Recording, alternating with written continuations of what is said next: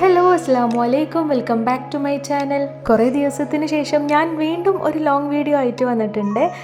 ഇത് വന്നിട്ട് നമ്മുടെ വീട്ടിലെ ഒരു പാർട്ടിയൊക്കെ ഉണ്ടായിരുന്നു, ഒരു കുഞ്ഞു പാർട്ടി. സോ അതിലുള്ള കുറച്ച് വിശേഷങ്ങളൊക്കെ ഇൻക്ലൂഡ് ചെയ്തിട്ടുള്ള ഒരു കുട്ടി ലോങ് വീഡിയോ ആണ് കേട്ടോ ഇത്. So let's go to the video.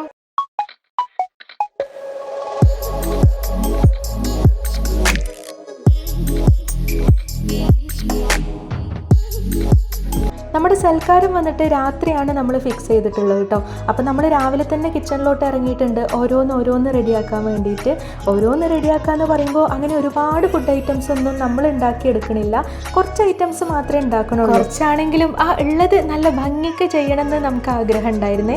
അൽഹംദുലില്ലാ നമ്മളെ കൊണ്ട് അതിനെ സാധിക്കുകയും ചെയ്തു കേട്ടോ. ആദ്യം തന്നെ ഫ്രൂട്ട് കസ്റ്റാർഡിനുള്ള കസ്റ്റാർഡ് അങ്ങ് റെഡിയാക്കുന്ന തിരക്കിലാണ്.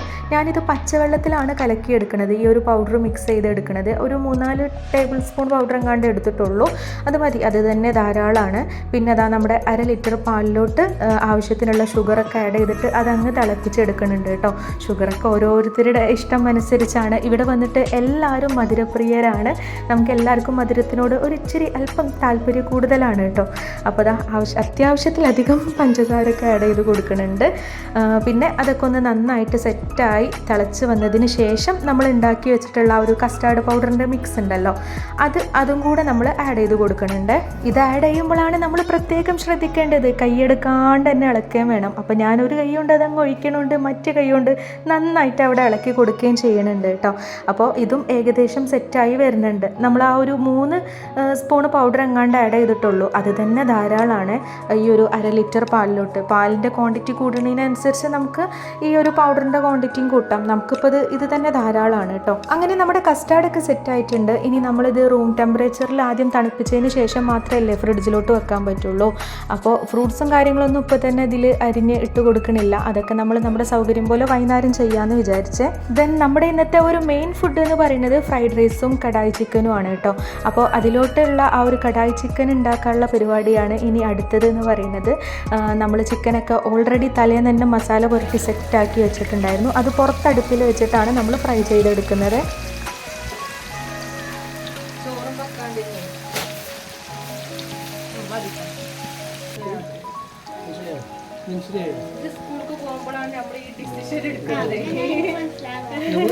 ഇതുപോലെ നമ്മളെ പെരിയത്തെ കാര്യങ്ങൾ അറിയാത്ത 2 ആൾക്കാരേ ഉള്ളൂ.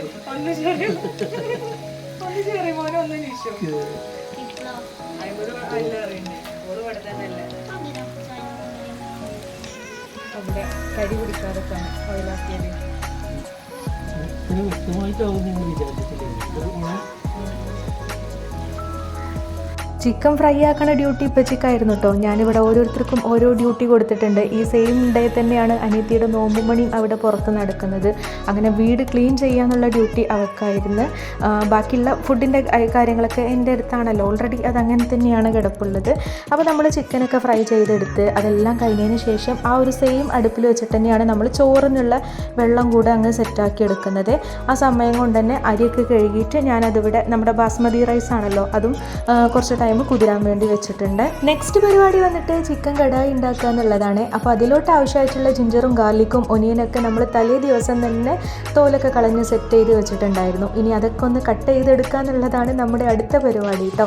ഇത് മാത്രമല്ല, കടായിലോട്ട് ആവശ്യമായിട്ടുള്ള ബാക്കി എല്ലാ ഐറ്റംസും നമ്മൾ സെറ്റ് ചെയ്തെടുക്കുന്നുണ്ട്.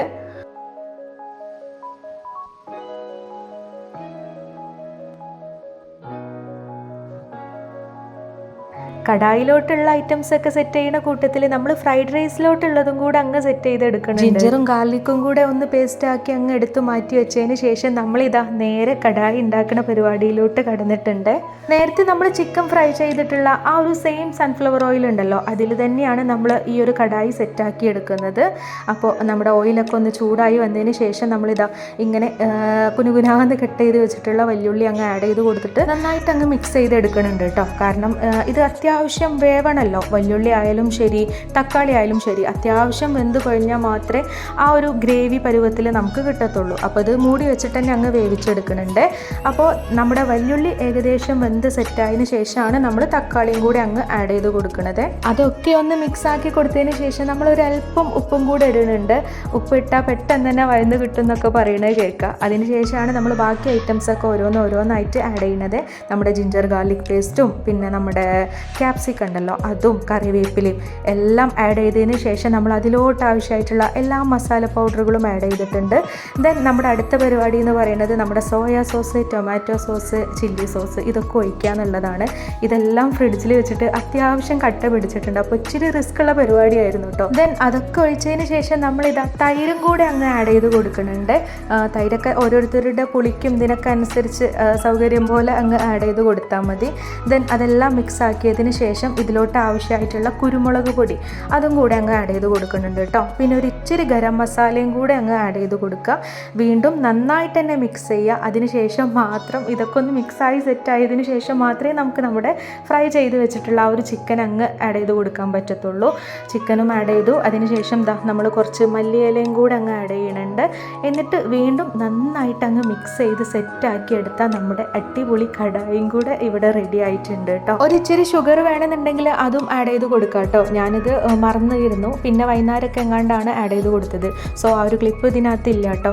അപ്പോഴേക്ക് ഇതാ നമ്മൾ പുറത്ത് വെച്ചിട്ടുള്ള ആ ഒരു വെള്ളം ഉണ്ടല്ലോ ചോറിന് വെച്ചിട്ടുള്ള, അതൊക്കെ നന്നായിട്ട് തിളച്ച് വന്നിട്ടുണ്ടായിരുന്നു. അതിലോട്ട് ആവശ്യമായിട്ടുള്ള സുഗന്ധദ്രവ്യങ്ങളും അതേപോലെ തന്നെ ഉപ്പും നമ്മുടെ ഗ്രീൻ പീസ് ഉണ്ടല്ലോ അതൊക്കെ ആഡ് ചെയ്ത് കൊടുത്തിട്ടാണ് വേവിക്കാൻ വെച്ചിട്ടുള്ളത്. എല്ലാവരും എല്ലായിടത്തും ഇതുപോലൊക്കെ തന്നെയാണോ ഫ്രൈഡ് റൈസ് ഉണ്ടാക്കാമെന്ന് എനിക്കറിയില്ല കേട്ടോ.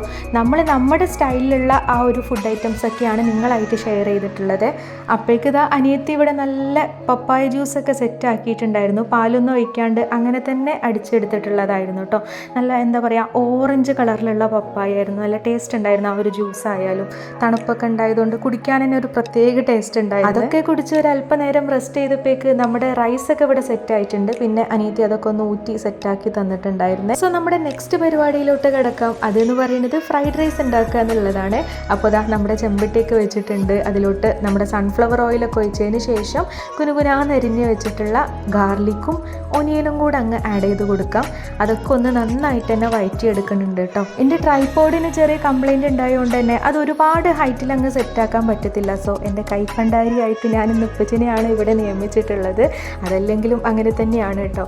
പിന്നെ അതൊക്കെ അവിടെ നിൽക്കട്ടെ, നമ്മുടെ ബാക്കി പരിപാടിയിലോട്ട് കടന്നിട്ടുണ്ട്. ക്യാപ്സിക്കും ക്യാരറ്റും ബീൻസും എല്ലാം നമ്മൾ ആഡ് ചെയ്ത് കൊടുത്തിട്ടുണ്ട് കേട്ടോ. അതെല്ലാം ആ ഒരു സൺഫ്ലവർ ഓയിലിട്ട് അങ്ങ് വഴറ്റി സെറ്റാക്കിയതിന് ശേഷം നമ്മൾ ഒരല്പം സോയാ സോസും കൂടെ അങ്ങ് ആഡ് ചെയ്ത് കൊടുക്കുന്നുണ്ട്. ഇനി നമ്മൾ ഹാഫ് ബോയിൽ ചെയ്തിട്ടുള്ള നമ്മുടെ ബാസ്മതി റൈസ് ഉണ്ടല്ലോ വേവിച്ച് വെച്ചിട്ടുള്ളത് അതും കൂടെ അങ്ങ് ആഡ് ചെയ്ത് കൊടുക്കാം. കാരണം ബാക്കിയൊക്കെ ഇതിൽ കിടന്നിട്ട് തന്നെ സെറ്റ് ആയിക്കോളും.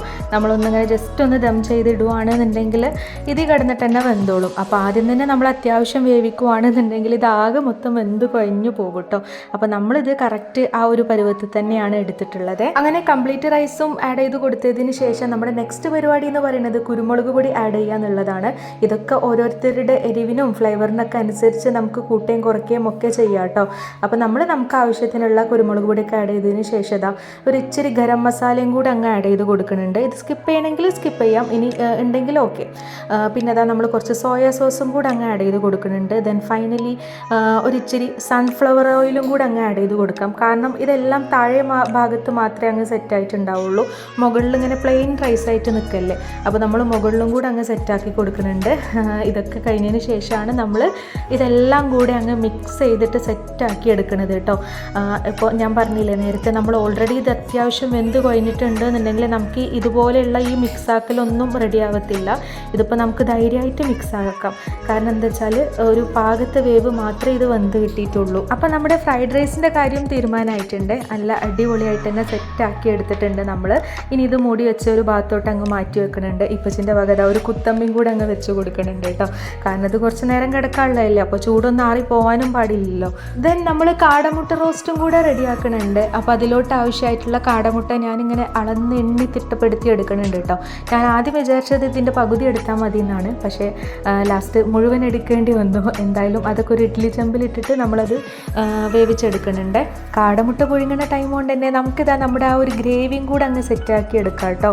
അപ്പോൾ അതിലോട്ട് ആവശ്യമായിട്ടുള്ള ഓയിലൊക്കെ വെളിച്ചെണ്ണ ഒഴിച്ചതിന് ശേഷം നമ്മളിതാ കറിവേപ്പിലയും വെല്ലുള്ളിയൊക്കെ അങ്ങ് ആഡ് ചെയ്ത് കൊടുക്കുന്നുണ്ട്. അതും നന്നായിട്ട് തന്നെ ഒന്ന് വഴറ്റിയെടുക്കുന്നുണ്ട്. അതൊന്ന് വഴന്ന് സെറ്റായതിന് ശേഷം നമ്മളിതാ അതിലോട്ടുള്ള തക്കാളിയും കൂടെ അങ്ങ് ആഡ് ചെയ്ത് കൊടുക്കുക. വീണ്ടും നന്നായിട്ട് തന്നെ വഴറ്റി കൊടുക്കുക. അതിനുശേഷം ഒന്ന് മൂടി വെച്ചിട്ട് വേവിച്ചെടുക്കുന്നുണ്ട് കേട്ടോ. ഇതും ഞാൻ നേരത്തെ നമ്മുടെ കടായി പോലെ തന്നെയാണ്. അത്യാവശ്യം ഗ്രേവി വേണമെന്നുണ്ടെങ്കിൽ ഇതൊക്കെ നന്നായിട്ട് തന്നെ വഴന്ന് സെറ്റ് ആവണം. പിന്നെ അതാ ജിഞ്ചർ ഗാർലിക്കിൻ്റെ ആ ഒരു പേസ്റ്റും കൂടെ അങ്ങ് ആഡ് ചെയ്ത് കൊടുത്തതിന് ശേഷം ആവശ്യത്തിനുള്ള മസാല പൗഡറുകളൊക്കെ അങ്ങ് ആഡ് ചെയ്ത് കൊടുക്കുന്നുണ്ട്. ദെൻ അതിൻ്റെ ആ ഒരു പച്ചമണം പോകുന്നത് വരെ നമ്മൾ നന്നായിട്ട് തന്നെ ഒന്ന് മിക്സ് ചെയ്ത് സെറ്റാക്കി എടുക്കുക. അതിനുശേഷം മാത്രം നമ്മുടെ ഗരം മസാലയും കൂടെ അങ്ങ് ആഡ് ചെയ്ത് കൊടുക്കുക കേട്ടോ. അടുത്തതായിട്ട് നമുക്ക് അതിലോട്ട് ആവശ്യമായിട്ടുള്ള സോസും കൂടെ അങ്ങ് ഒഴിച്ചു കൊടുക്കാം. ഇപ്പോൾ നമ്മൾ സോയാ സോസും തക്കാളി സോസും മാത്രമാണ് ഒഴിച്ചിട്ടുള്ളത്. ചില്ലി സോസ് വേണമെങ്കിൽ ഒഴിക്കാം, അല്ലാന്നുണ്ടെങ്കിൽ സ്കിപ്പ് ചെയ്യാം.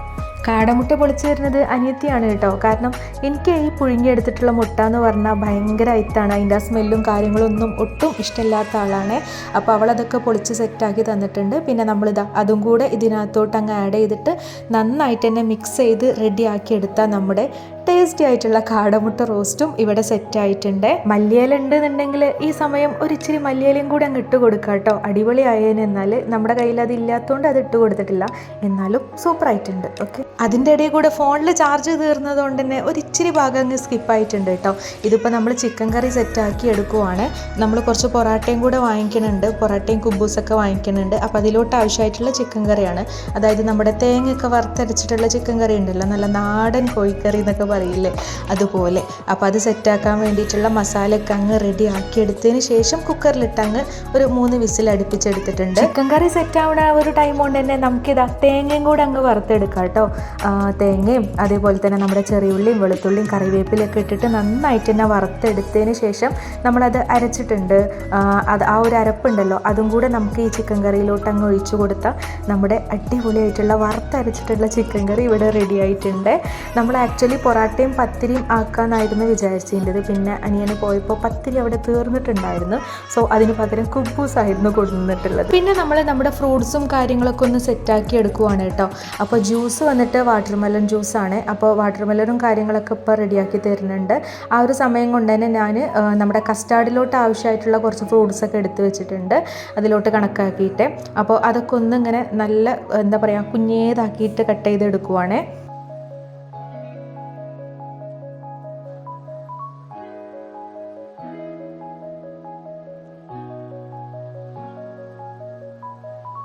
കസ്റ്റാർഡിലോട്ടുള്ള ഫ്രൂട്ട്സൊക്കെ ഇതാ നല്ല ഭംഗിയായിട്ട് തന്നെ കട്ട് ചെയ്ത് വെച്ചിട്ടുണ്ട്.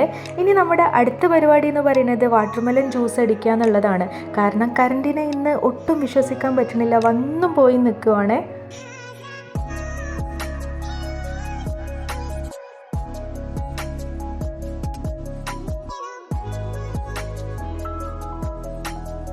ഒട്ടും വെള്ളം ആഡ് ചെയ്യാണ്ടെയാണ് നമ്മൾ ഈ ജ്യൂസ് സെറ്റാക്കിയിട്ടുള്ളത്. ഐസ് ക്യൂബ് ഓൾറെഡി ഇടാമെന്ന് വിചാരിച്ചു. അപ്പോൾ ആകെ മൊത്തം വെള്ളപ്പൊക്കം ആവാൻ പാടില്ലല്ലോ. അപ്പോൾ ഇതൊക്കെ ഒന്ന് അടിച്ചെടുത്തിട്ടുണ്ട്. രാവിലെ തന്നെ നമ്മൾ കസ്റ്റാർഡൊക്കെ അങ്ങ് റെഡിയാക്കി വെച്ചതുകൊണ്ട് ഇപ്പോൾ നല്ല തണുത്ത് സെറ്റായി വന്നിട്ടുണ്ട്. അപ്പോൾ നമ്മൾ ഓൾറെഡി അരിഞ്ഞ് വെച്ചിട്ടുള്ള ആ ഒരു ഫ്രൂട്ട്സൊക്കെ ഉണ്ടല്ലോ, അതൊക്കെ അങ്ങ് ആഡ് ചെയ്ത് കൊടുക്കുവാണ്. ഇനി നന്നായിട്ട് തന്നെ മിക്സ് ആക്കിയതിന് ശേഷം നമ്മൾ കുറച്ച് കസ്കസും കൂടെ വെള്ളത്തിലിട്ട് കുതിർത്തി വെച്ചിട്ടുണ്ടായിരുന്നു. അപ്പോൾ അതും കൂടെ അങ്ങ് ആഡ് ചെയ്ത് കൊടുത്തിട്ട് വീണ്ടും നന്നായിട്ട് തന്നെ മിക്സ് ചെയ്തെടുക്കുന്നുണ്ട്. അപ്പോൾ നമ്മുടെ ടേസ്റ്റി ആയിട്ടുള്ള നല്ല മധുരമൂറുന്ന ഫ്രൂട്ട് കസ്റ്റാർഡും ഇവിടെ റെഡി ആയിട്ടുണ്ട് കേട്ടോ. നല്ല മധുരം ഉണ്ടായിരുന്നു, നല്ല ടേസ്റ്റും ഉണ്ടായിരുന്നു കഴിക്കാനായിട്ട്. ഇവിടെ കുട്ടികൾക്കൊക്കെ ഭയങ്കര ഇഷ്ടമാണ് കേട്ടോ ഈ ഒരു സംഭവം. കാരണം അത്യാവശ്യം ഫ്രൂട്ട്സും വയറിനകത്ത് അങ്ങ് ചെന്നോളും അത് അങ്ങനെ ഉണ്ടാക്കുവാണെന്നുണ്ടെങ്കിൽ. പിന്നെ ഇനി കുറച്ച് കുഞ്ഞു പരിപാടികളാണ് നമുക്ക് അവശേഷിക്കുന്നത്. അതായത് നമ്മുടെ ഫ്രൈഡ് റൈസിലോട്ട് ആവശ്യമായിട്ടുള്ള കുറച്ച് ടച്ചിങ്സ്, അതായത് നമ്മൾ കുറച്ച് സാലഡ് റെഡിയാക്കുന്നുണ്ട് നമ്മുടെ കുക്കുംബറും ക്യാരറ്റും വെച്ചിട്ട്. പിന്നെ കുറച്ച് മയോണൈസും കൂടെ റെഡിയാക്കുന്നുണ്ട്. അപ്പോൾ അങ്ങനത്തെ ചെറിയ പരിപാടികളൊക്കെയാണ് ഇനി നമുക്ക് ബാലൻസ് ഉള്ളത് കേട്ടോ.